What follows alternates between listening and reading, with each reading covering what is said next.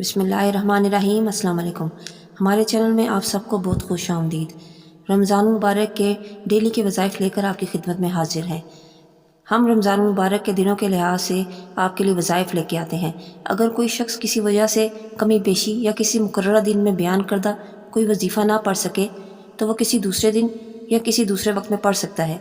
ये वज़ाइफ अल्हम्दुलिल्लाह सारे के सारे उम्दा हैं। हिम्मत करके इनको पढ़ने की कोशिश करें तो ज़्यादा बरक़ात नसीब होंगी। अब चलते हैं अपने वज़ाइफ की तरफ। 29वां रोज़ा। बाद नमाज फ़जर दुरूद इब्राहिमी 25 मरतबा पढ़ें। बाद नमाज ज़ुहर या अलीमु 100 मरतबा पढ़ें। बाद नमाज असर सूरह फ़ातिहा 7 मरतबा पढ़ें। बाद नमाज मग़रिब सूरह आल इमरान की आयत 26-21 मरतबा पढ़ें। बाद नमाज इशा सलातुल हाजात 4 रकत नफल पढ़ें। इसको पढ़ने का क्या तरीका है ये मैं आपको आखिर में बताऊंगी। इसके बाद या रहीमु 100 मरतबा पढ़ें। अब चलते हैं नमाज सलातुल हाजात के पढ़ने के तरीके की तरफ। सलातुल हाजात 4 रकत नफल पढ़ें। तरीका ये है कि 4 रकत नफल नमाज क़ज़ाए हाजत की नीयत करके दरअसल तरीके से अदा करें और उसके बाद दुआए हाजात मांगें।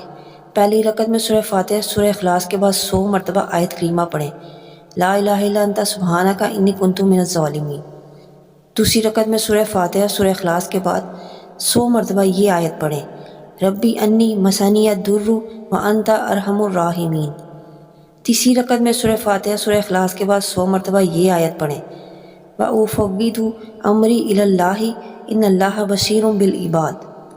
चौथी रकत में सूरह फ़ातिहा और सूरह इखलास के बाद 100 मरतबा ये आयत पढ़ें, हस्बुनल्लाहु व निअमल वकील निअमल मौला व निअमन नसीर।